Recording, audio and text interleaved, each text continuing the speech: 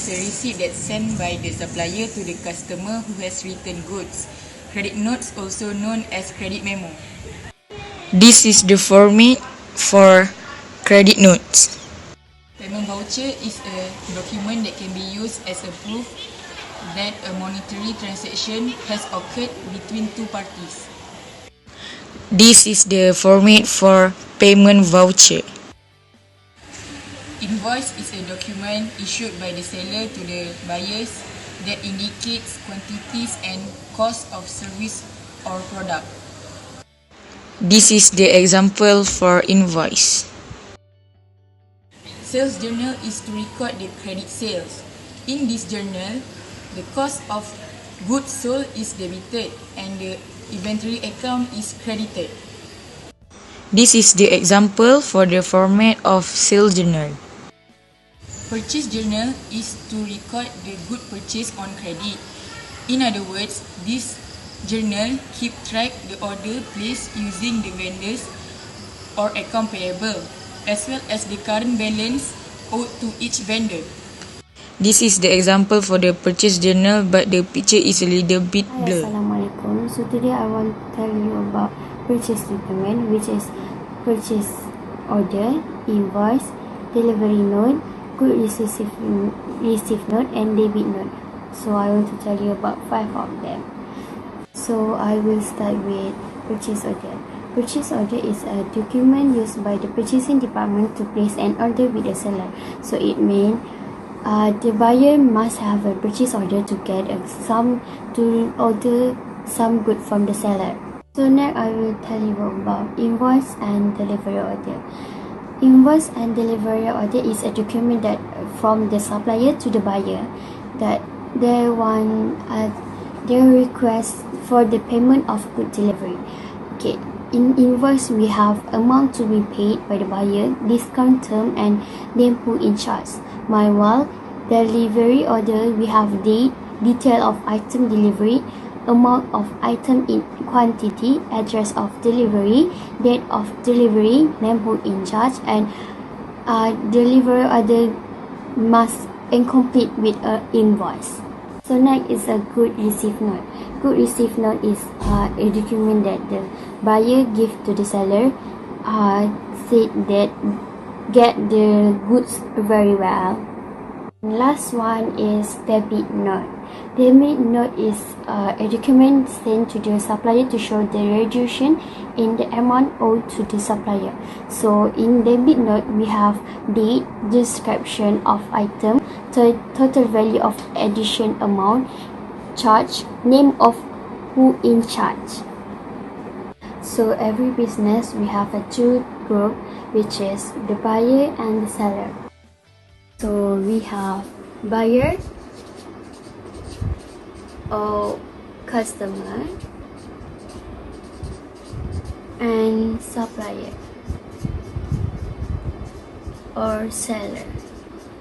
At first, we have purchase order. So the buyer must give purchase order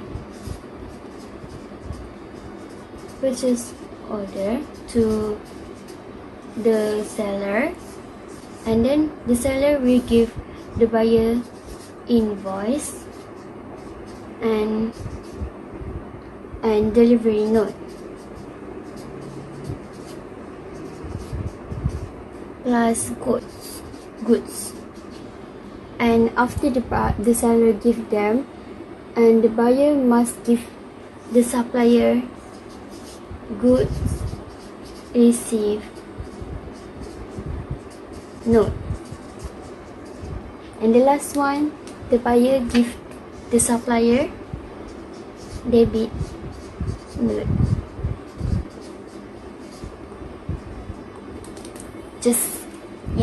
And then the seller will give the buyer invoice and delivery note plus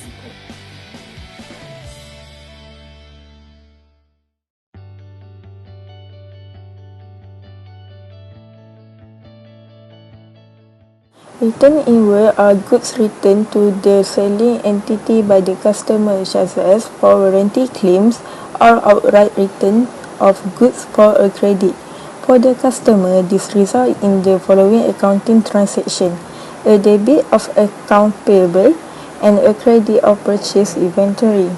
Return inward do not necessarily result in a reduction of the cost of goods sold, since goods that were returned might not necessarily have been sold to third parties during the accounting period. Return inward may not involve goods intended for sale by the buyers at all. They may instead be fixed assets or items intended to be consumed internally and charged to expense. Return inward may also result in a reduction of a fixed asset account or an administrative expense.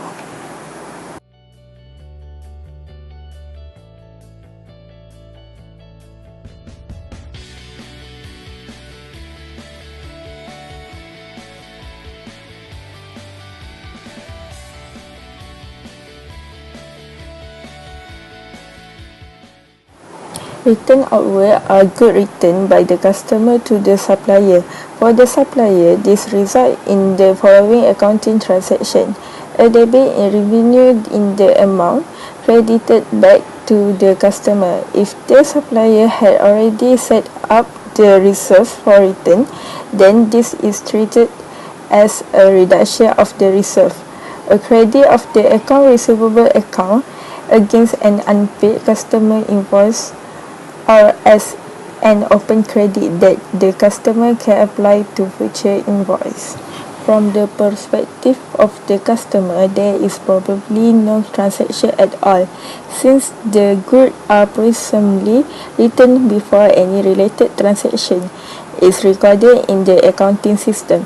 If a transaction has been recorded, the customer might want to wait for a credit document to be issued by the supplier, and then record the credit in its accounting system.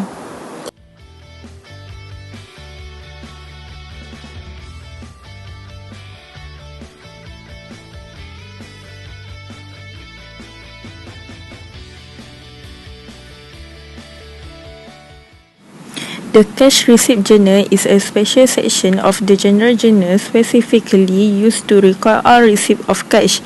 In other words, the cash receipt journal is a separate journal only used to record cash collections.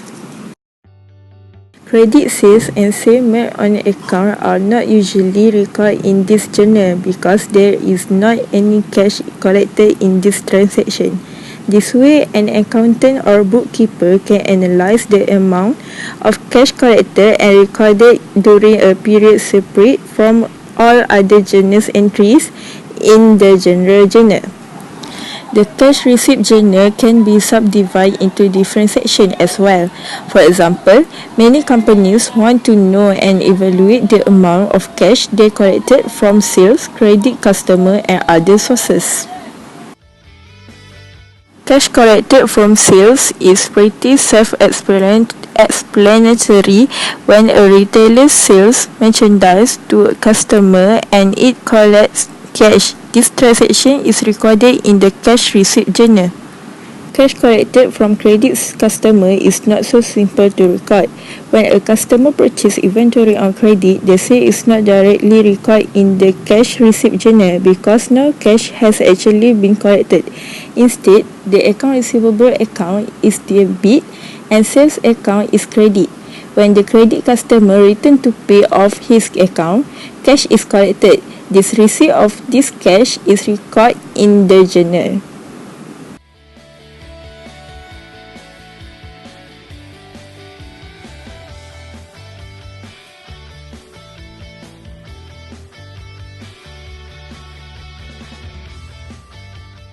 Other than that, cash payment journal is the special journal that used to record all the payment that entity made by cash.